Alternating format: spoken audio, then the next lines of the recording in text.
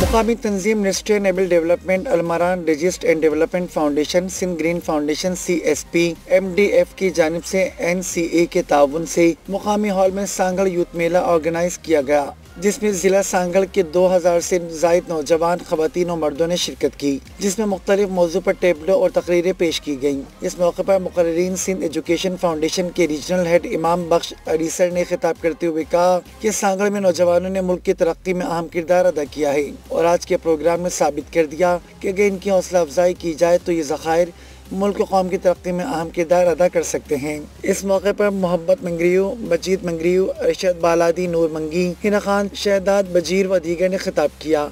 इस मौके पर बेहतरीन कारकर्दगी पेश करने वालों में अवार्ड तकसीम करने की तकरीब हुई। Sajid Jalalani, media news HD, Sanghar.